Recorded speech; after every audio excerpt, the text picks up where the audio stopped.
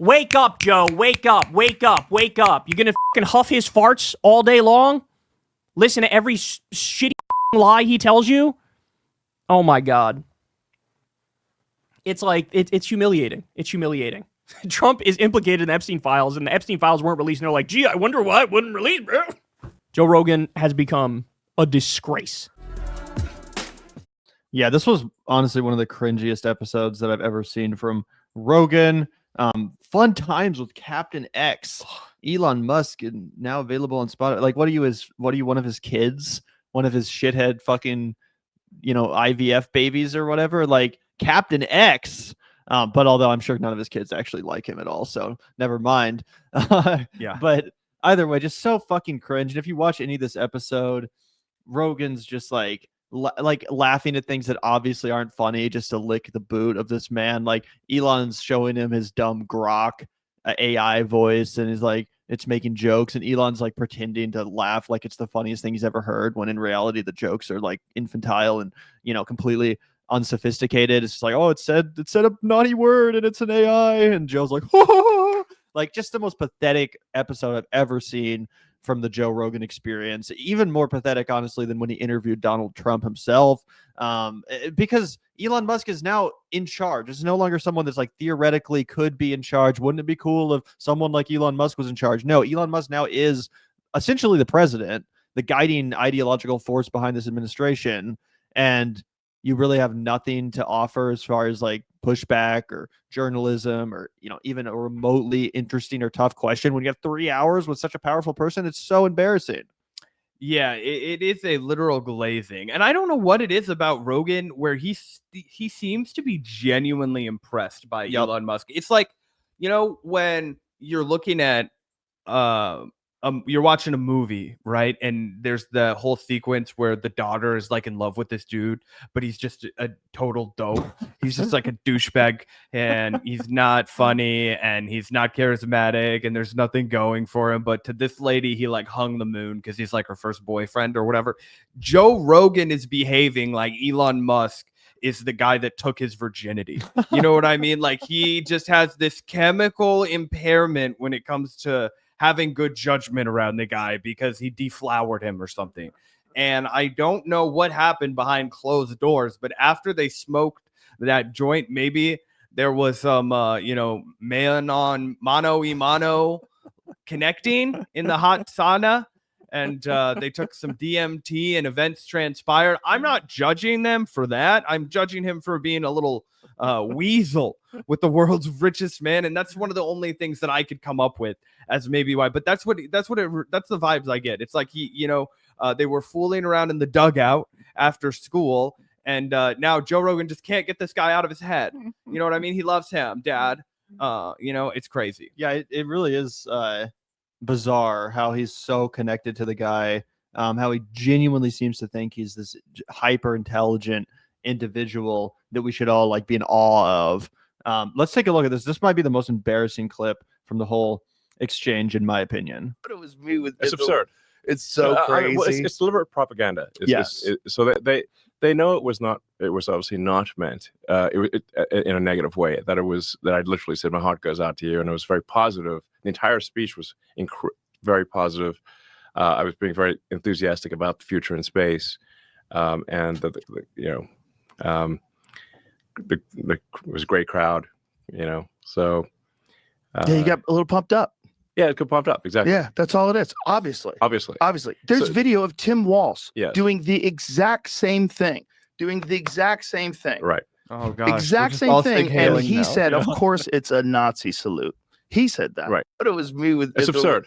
It's so crazy. Yeah, and a week before doing that, Tim Walsh had not changed his name on Twitter to Kekius Maximus and his profile picture to a God Emperor Pepe meme. Like, obviously, Elon Musk knew what he was doing. He did it twice, knowing he was on camera, knowing it would go viral, knowing it would immediately become the number one thing everyone was talking about and reacting to as far as the inauguration went. To say that he didn't know what he was doing and how it would look is one of the dumbest fucking things I've ever heard. This is such just blatant unapologetic bootlicking. Joe Rogan knows what's happening, and he's letting Elon lie to his face, lie to his audience in this propagandistic way. Like, you could still talk about this in a softball sort of frame, like, bring this up in a sort of softball way that's beneficial to Elon Musk. You could be like, well, I like what you did, really triggering the libs the other day, like kind of implying that, yeah, obviously he knew what he was doing, but he only did it because he knew that the libs would freak out, and just to kind of point and laugh and see how predictable these libs are. They're gonna, run around with their hair on fire because of me doing this thing. Isn't that funny? Like, at least frame it like that instead of just blatantly denying the reality of what happened. What do you think? Yeah, he fundamentally cannot challenge the guy, which is crazy because Joe Rogan, I don't want to say he's ever really been like a difficult interviewer. He's pretty much always just mere methoded it, where he'll like be at least pleasant with everybody that he interviews. But you'd like to think that he isn't just a scared bitch. Right. You know what I mean? You'd like to think that he's not just like totally afraid to do any kind of pushback at all when his credibility is on the line. And he's totally subservient. He is just willing to do nothing but kiss the ass of the powerful people in the room. And it's honestly, it's appalling. It's a little bit perplexing because it's like, dude, you could have so much wealth and be so popular and still have your dignity, but you decided to go for just like a little bit more cash and no dignity at all. Like, why is the juice worth the squeeze on that for you? Yeah, 100%. 100%. And even just for the sake of having an interesting conversation, like, even if we had on like Bernie Sanders or someone like that, like, it would just be boring at a certain point to have a 2-3 hour long suck off fest. Like, as much as I admire Bernie Sanders, after 15 or 20 minutes of buttering the guy up, it would probably be time for at least a few interesting questions, at least a few challenging, tough questions. Like, again, and I'm so inspired by Bernie, one of the biggest heroes I have in politics. But yeah, after 20-30 minutes, if you have 2-3 hours with someone, just for the sake of having an interesting, entertaining conversation, yeah, you're going to want to get into some areas of disagreement and push back here or there, say, hey, I don't really agree with this. Explain yourself. Like, I don't know. Is it that hard? I remember when Crystal Ball interviewed Bernie Sanders last time. It was like a hardball fucking tough interview. It was like a fucking interrogation. 100%, dude. You're going to have to look Bernie in the eye and be like, bro, there was no primary. People were really pissed off about it. You could have beaten Joe in that primary. Are you a little, remorseful that you stood on the sidelines while Joe Biden did absolutely nothing during an ethnic cleansing of Palestine? And then you had horrible internal polling and you stood by him and you said that he should be the nominee still. And, don't you think that's a little wrong given the fact that now Donald freaking Trump is our president again? And you've been on record saying you'll do anything in your power to stop Donald Trump. Like, hindsight's 2020. Do you have regrets? Yep. 100%. I feel like you have to ask that one. You have to ask at least that one. Hey, bro, like, don't you think you should, taking another crack at it when this geriatric asshole wasn't going to be able to get the job done and everybody knew it?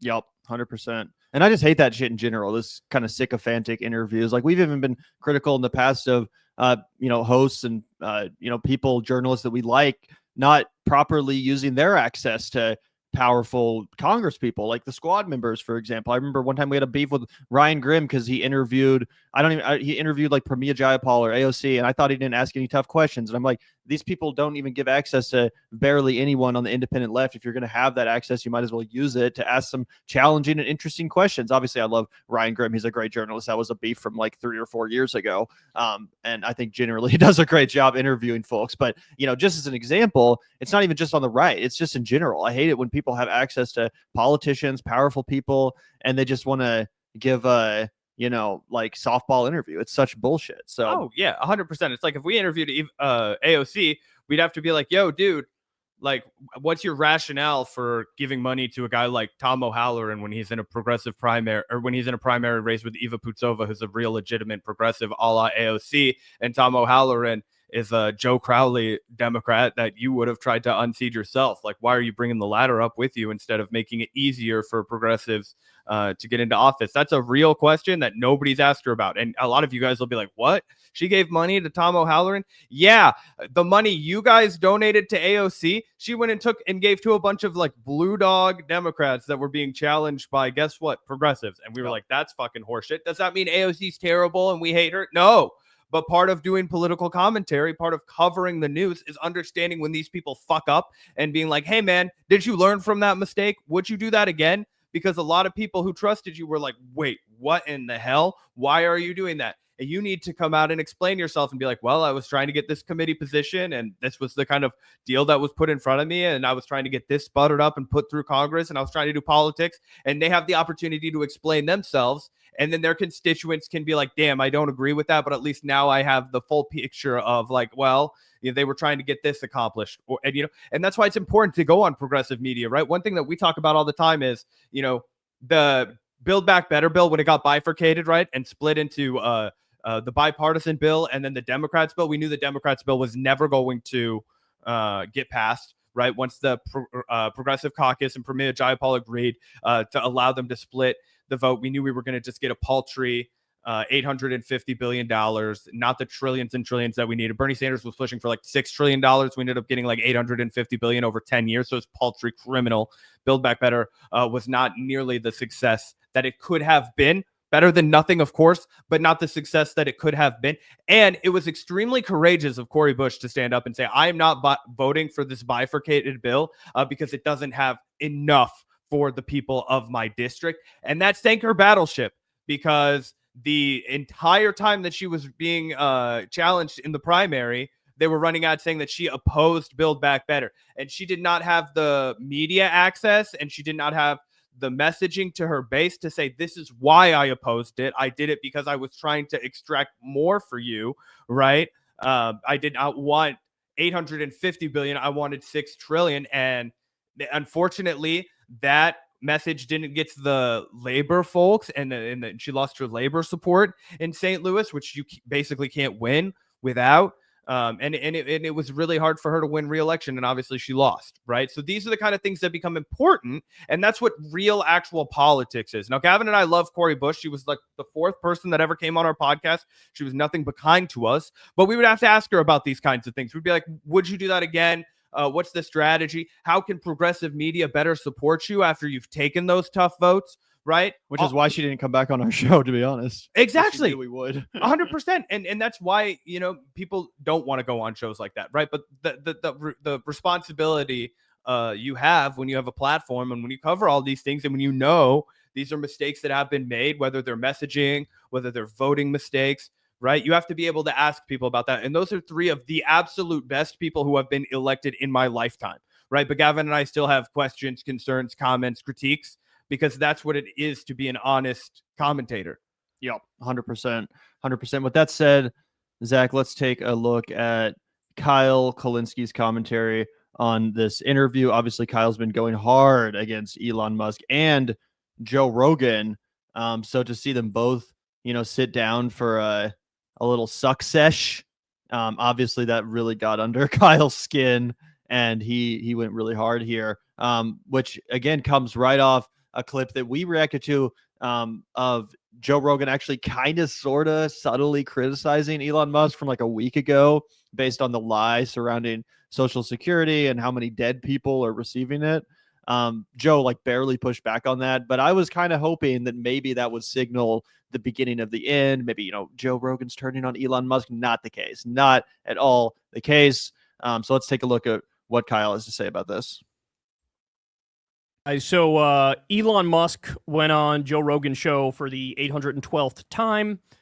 As you all know, it appears like Joe has a quota system where he has to hit a certain number of billionaire oligarch robber barons on his show to spread propaganda. He has to hit a certain number of them, and he's got to have them on like at least once a month.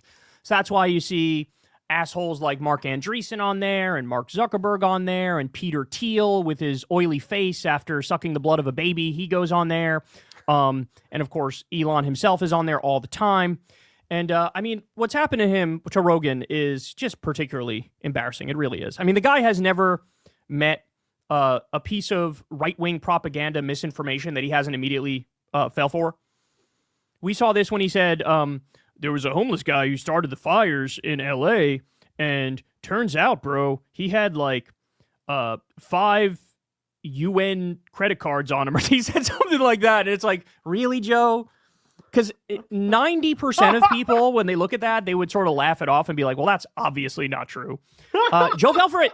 He fell for it, and he said it on his show.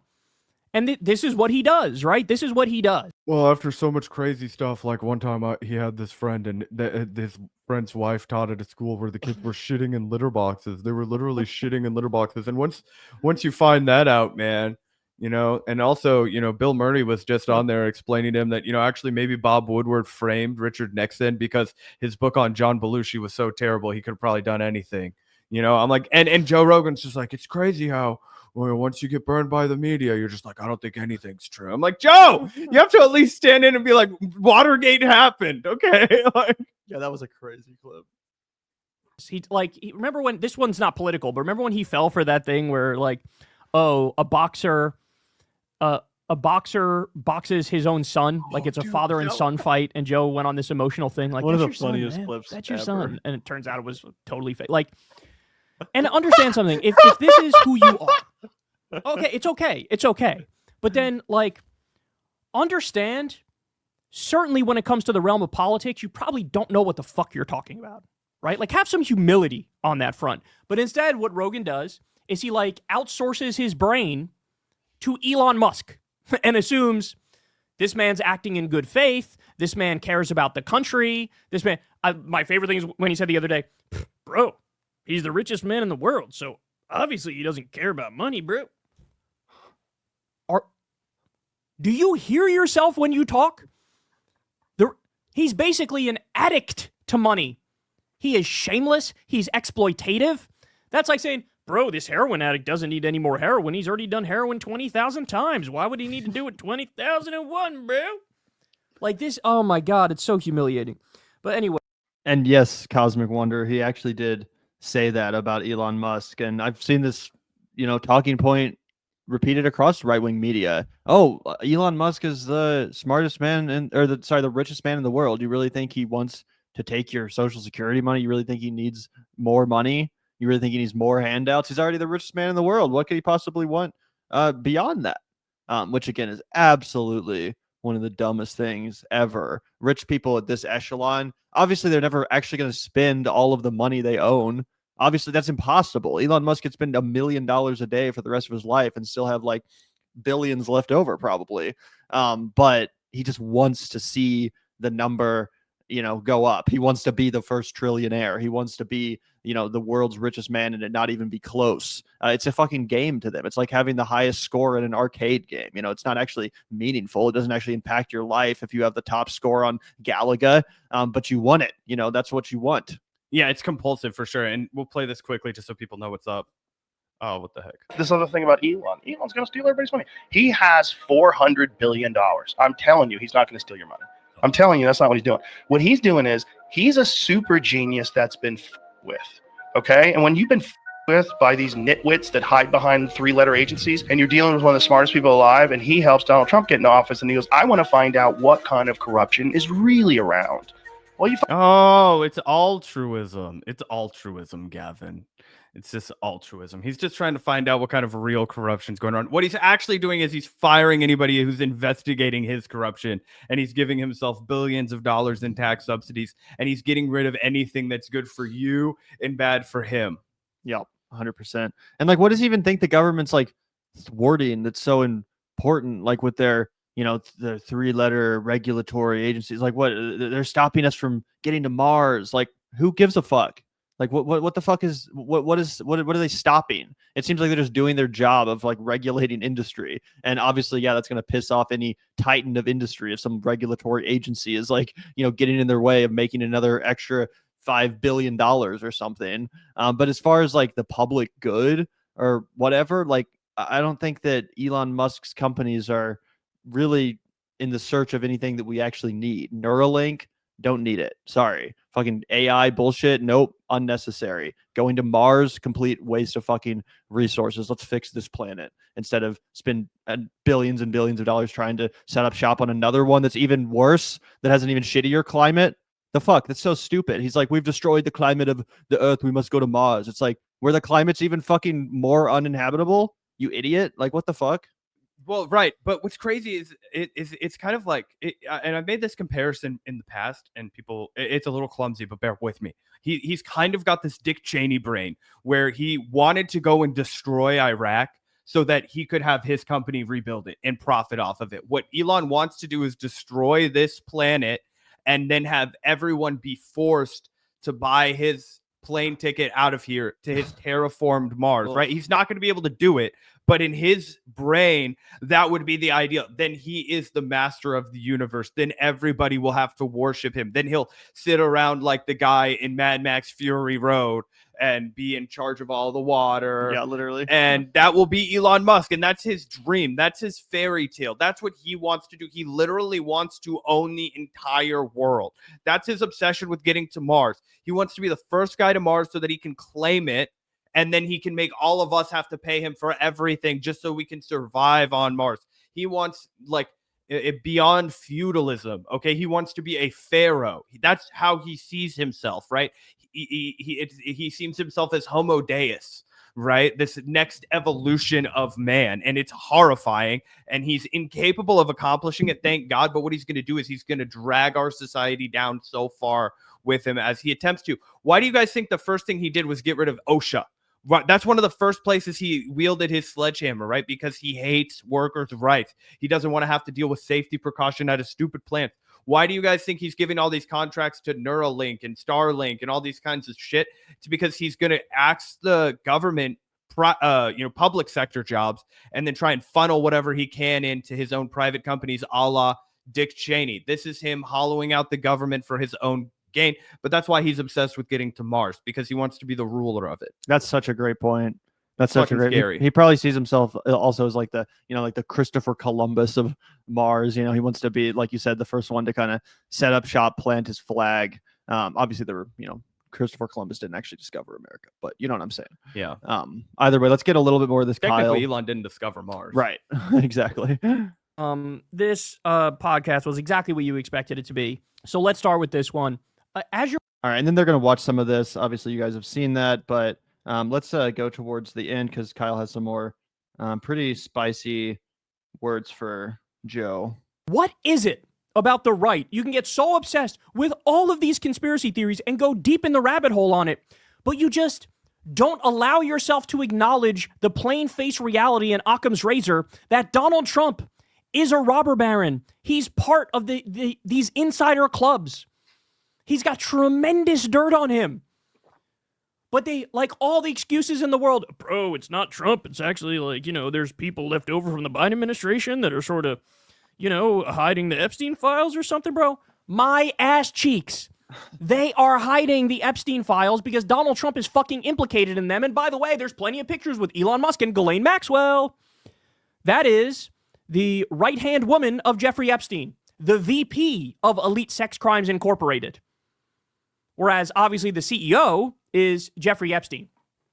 Bro, it's not encouraging, bro, that a guy who's implicated by Epstein is not releasing the Epstein files. I'm sort of surprised by that. I thought you were going to expose all the corruption and stuff, bro.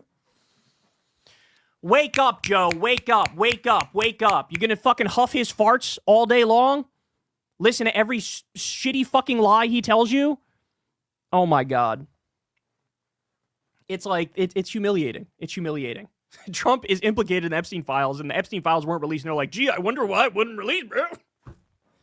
Bro, it's crazy. And I think Kyle was one of the first YouTubers that blew this up, the Michael Wolff Daily Beast audio. Yep. Where they talk about how it was one of Trump's best friends. I quote tweeted Lex Fridman the other day. We already did a segment. You can watch our last one about it, where Lex Fridman's like, got my popcorn ready to find out who's in the Epstein file. And then I just linked to the montage of every single fucking picture of Trump and Epstein. It's so obvious. And then you can link to the court filings where Donald Trump is named and accused in public court documents, with, from a man that literally had to do time for being a sex predator. And then, not to mention, hey, Gavin, I fucking forgot. But who was president when Jeffrey Epstein got axed in his jail cell? Oh, I forget. Oh, no, I didn't forget. It was Donald fucking Trump. Interesting coincidence. I wonder why that would be. Yeah. So.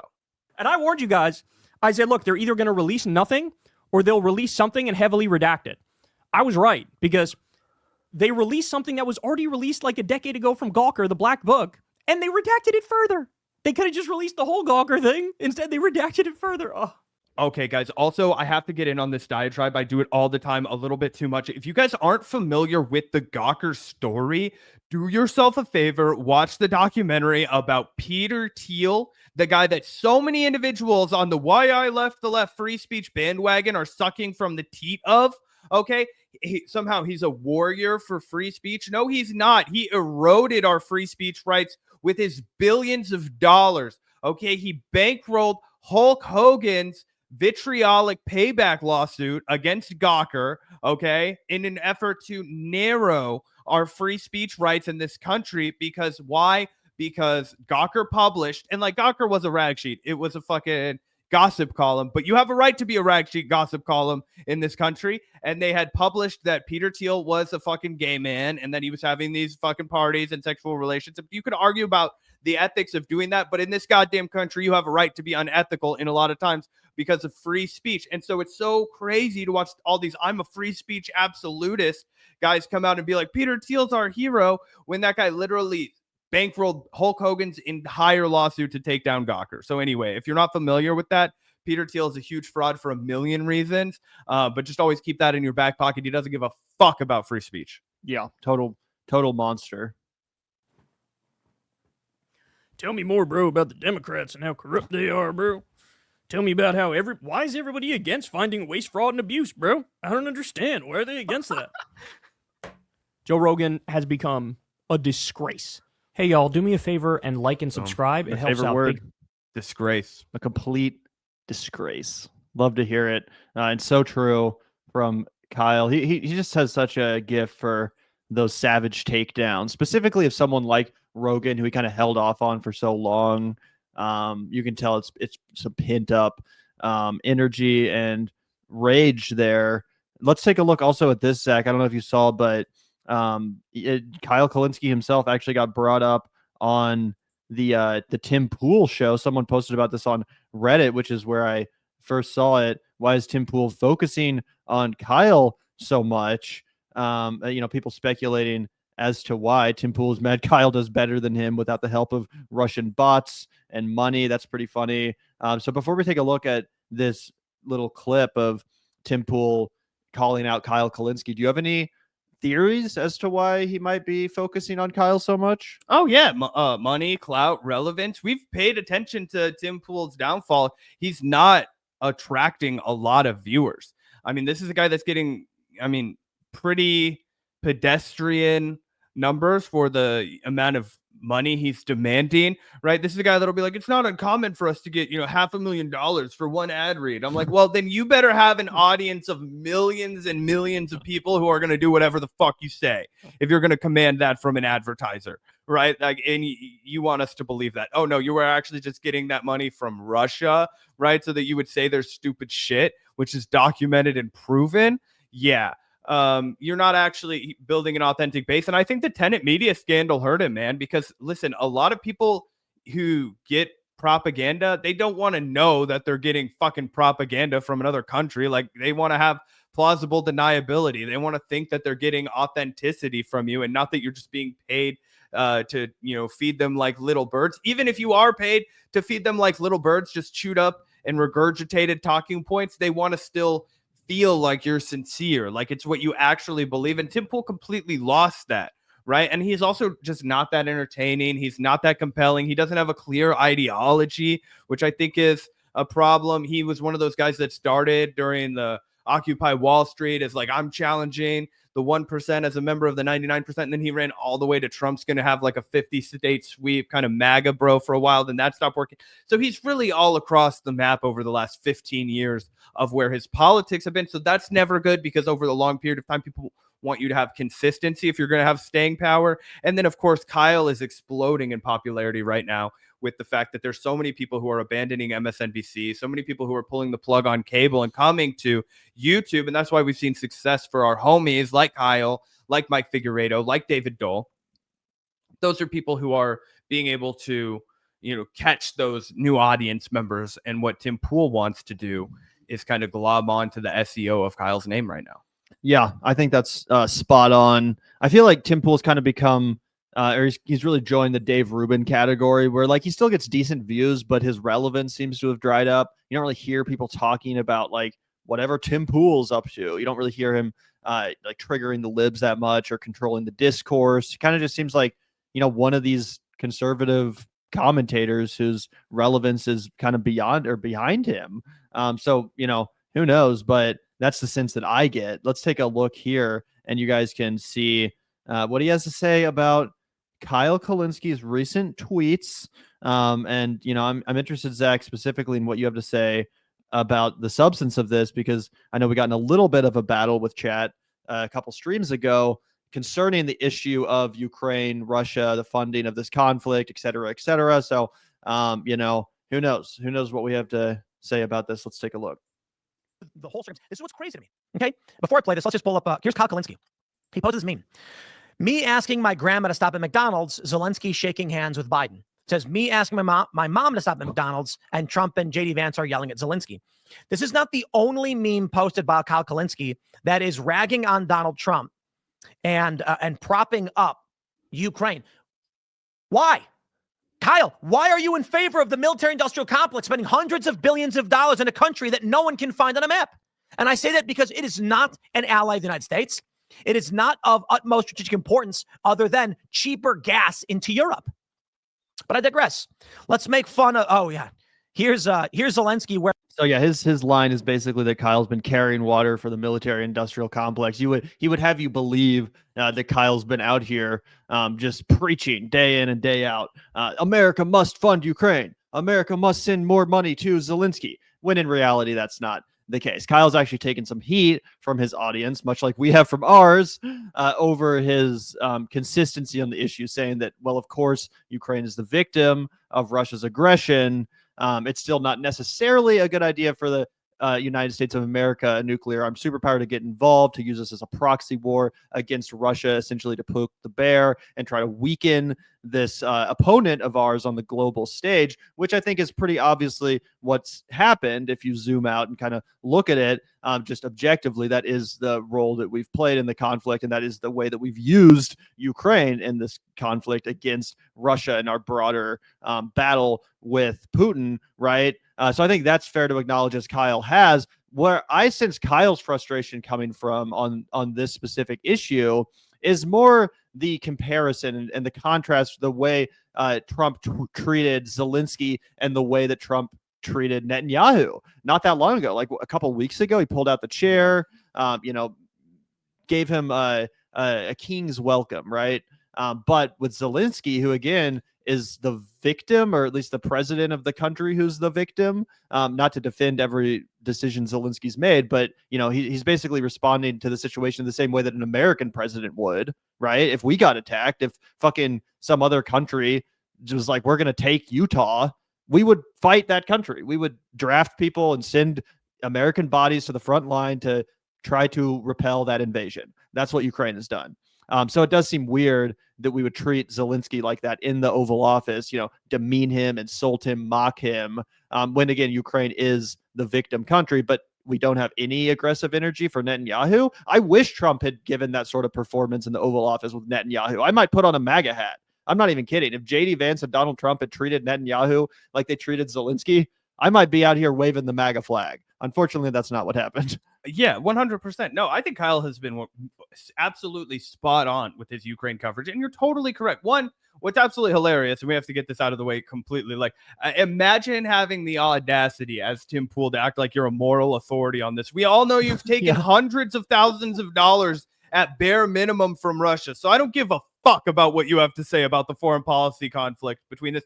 And the other thing is yeah, people want to act like somehow this is like an anti-Ukrainian podcast because you can't handle any kind of nuanced political discussion. But I completely agree with Kyle. Obviously, Gavin and I have nothing but solidarity with the people of Ukraine. And I'll tell you what, I have solidarity with the people who oppose forced conscription, and I have solidarity with the people who want to see peace. Okay, and I don't want to send weapons over there. I want to send diplomats, negotiators. I want to send blankets, food, water. I want to help rebuild the country that's been destroyed. Okay, that's what I want to do because I'm a peace activist. But I'm happy to be Barbara Lee in this situation and the only one with the courage to be like, I support peace in all situations, right? I don't want to watch us go down into Afghanistan just because somebody did 9/11. I don't want to watch us do Iraq just because somebody tells me that Saddam Hussein is horrible to women, which we have 100% was, or that we have to go into Iraq because he's a brutal, horrible guy and a dictator, which he absolutely was.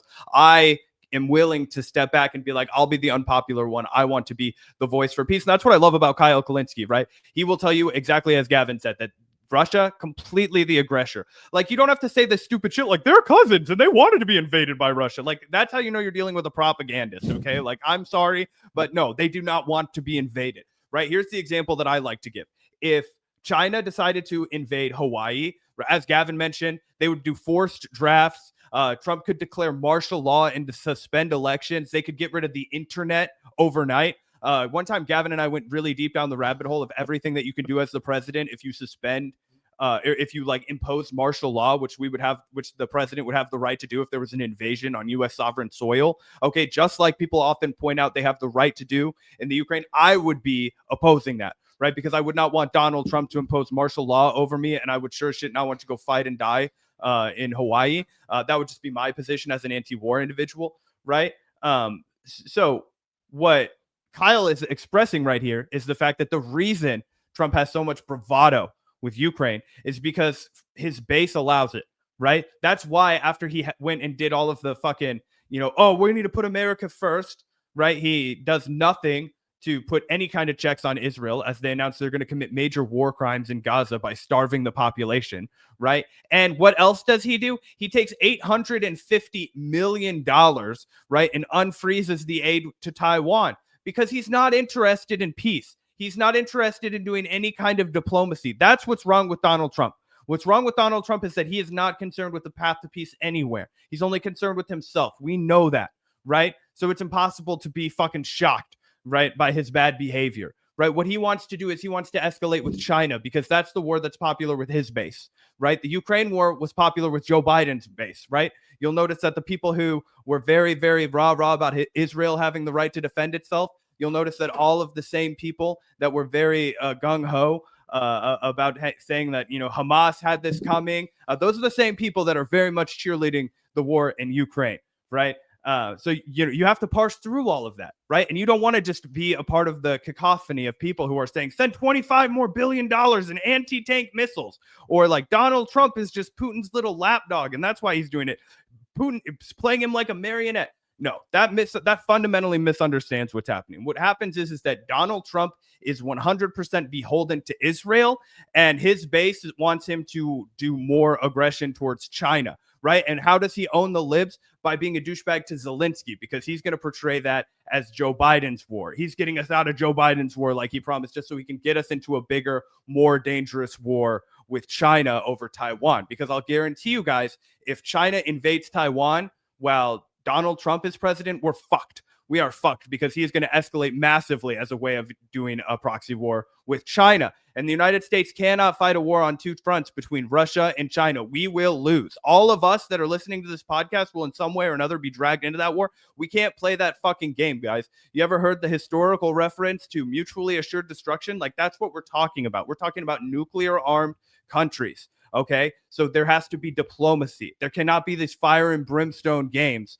about we're sending anti-tank missiles here or we're putting some troops here. No, it has to be diplomacy. We have to demand diplomacy, full stop. Yeah, I totally agree with that. And, before we move on to our next segment, I would say that while I totally agree with everything you said and everything that Kyle has said on the subject matter, I would urge liberals and people that vote Democrat, people that are against Trump, I would urge everyone to avoid the trap of just because Donald Trump is trying to end this war and that's how it's being presented, that doesn't mean you have to argue for the war to keep going on, right? A lot of liberals, a lot of Democrats, they want to just take the reflexive position.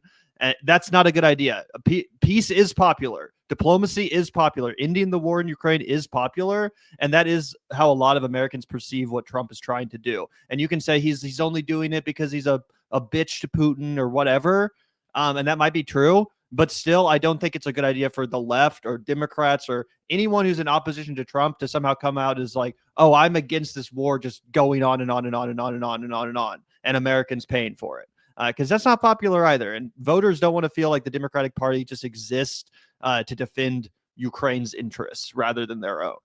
So that's another trap that I do feel like Democrats should be wary of, while also not failing to seize on the political moment of, mocking Donald Trump for his buffoonish, abusive bullying in the Oval Office of another world leader. He shouldn't be let off the hook for that. But I do think it's a good idea that, we're in favor of ending wars too. Oh, yeah, 100%. Very beautifully said.